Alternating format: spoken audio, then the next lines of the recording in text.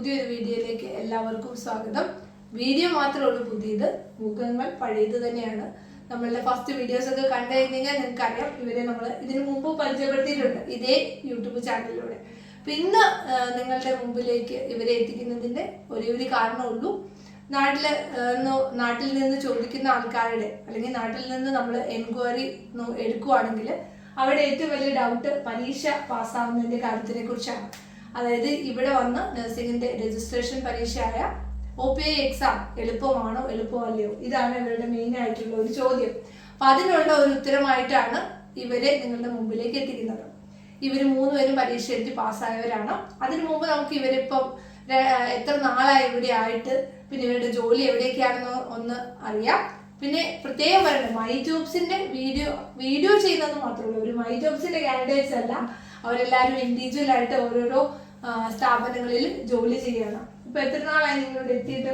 2 വർഷം 6 മാസം. 2 വർഷം. നിങ്ങൾ എവിടെയൊക്കെയാ ജോലി ചെയ്യുന്നതെന്ന് അവരോടൊന്ന് പറയാം. ആദ്യം മൈ ജോബ്സിന്റെ അണ്ടറിൽ തന്നെ നിങ്ങൾ ജോലി ചെയ്യുമായിരുന്നു ഒരു സ്ഥാപനത്ത്. അത് കഴിഞ്ഞിട്ട് ഇപ്പോ നിങ്ങൾ എവിടെയാണ്?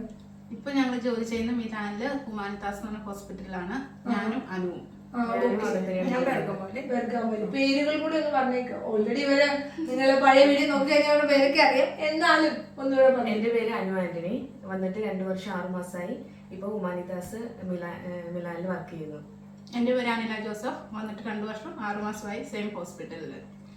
എന്റെ പേര് നിസ്സി പോള്, ഞാനും സെയിം തന്നെ, ഞാൻ ഒരുമിച്ച് വന്നവരാണ് ഫസ്റ്റ് ബാച്ചില്. ഞാൻ ബർഗമോലി ജോലി ചെയ്യാം. നിസ്സിയുടെ ഫാമിലിയും ഇവിടെ ഒരു ഫാമിലിയെ കൊണ്ടുവരാനായിട്ടുള്ള തകൃതമായ കാര്യങ്ങൾ ചെയ്തുകൊണ്ടിരിക്കുന്നു. അപ്പം സന്തോഷാണോ? പിന്നെ തീർച്ചയായും. അപ്പൊ നിങ്ങൾ പരീക്ഷയെ കുറിച്ച് ആദ്യം തന്നെ റീകോഗ്നോഷ്മെന്റോ നിങ്ങൾക്ക് കിട്ടാനായിട്ട് എളുപ്പമായിരുന്നു? നിങ്ങൾ ഇവിടെ വന്നപ്പോഴത്തേക്ക് റെഡി ആയായിരുന്നു?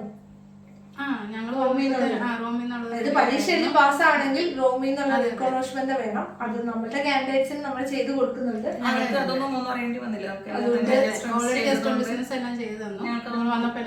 നിങ്ങൾ എവിടെയാ പരീക്ഷ എഴുതിയത്? നിസി എവിടെയാണ്? ഞങ്ങൾ രണ്ടുപേരും മിലാനിലാണ് ഇരിക്കുന്നത്. എങ്ങനെയുണ്ട് പരീക്ഷ? എളുപ്പമായിരുന്നോ?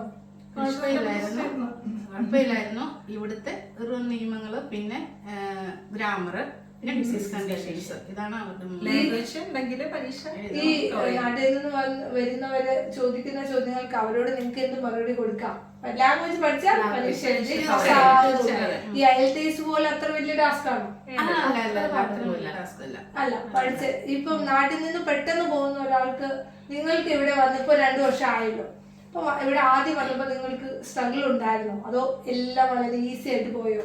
ഇല്ല, ആദ്യം വന്ന കുറച്ച് സമയങ്ങളിൽ ഗ്രാമറിന്റെ ലാംഗ്വേജിന്റെ ഒരു പ്രശ്നം ഉണ്ടായിരുന്നു. പിന്നെ വലിയ പ്രശ്നമില്ലാതെ പോയി. പിന്നെ വന്ന സമയത്ത് നമുക്ക് അറേഞ്ച് ചെയ്ത് തന്ന ലാംഗ്വേജ് കോഴ്സുകൾ നിങ്ങൾക്ക് ഹെൽപ്ഫുൾ ആയിരുന്നു? തീർച്ചയായും ഹെൽപ്ഫുൾ ആയിരുന്നു.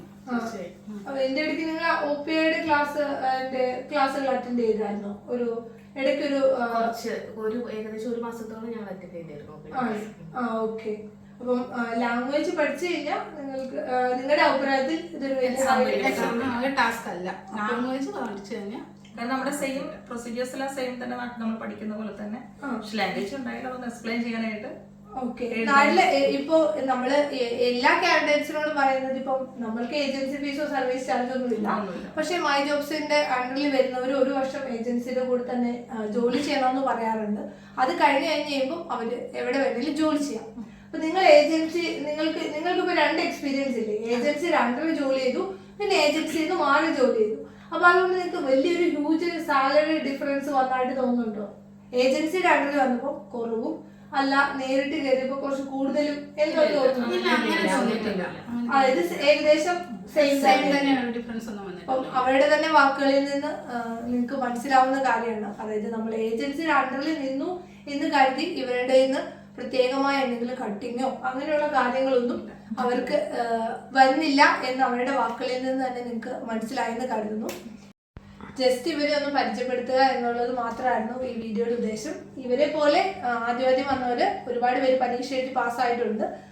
റീസെന്റ് പറയുവാണെങ്കിൽ അനിലയുടെ കൂട്ടത്തിലും അനുവിന്റെ കൂട്ടത്തിലും ഇപ്പൊ ജോലി ചെയ്യുന്ന മണിയയും ഭവീനിയും അല്ലെ, നിസിയുടെ കൂടുതൽ ഇപ്പൊ റീസെന്റ് ആയിട്ട് ഒരാൾ വന്നിട്ടുണ്ട് അല്ലെ? പരീക്ഷ എഴുതിയതിന്റെ കാര്യമല്ല, റീസെന്റ് ആയിട്ട് പുതിയ സ്റ്റാഫ് നിസിയുടെ അടുത്ത് ജോലി ചെയ്യാൻ എത്തിയെന്നാണ് പറഞ്ഞത് കേട്ടോ. എങ്ങനെയുണ്ട് ഹാപ്പിയാണ്. പക്ഷെ ലാംഗ്വേജിന്റെ നല്ലൊരു ബുദ്ധിമുട്ടുണ്ട്. കവർ ചെയ്ത് കഴിഞ്ഞാൽ ആള് ഫുൾ സെറ്റ് ആണ്. നല്ല ഹാപ്പിയാണ്.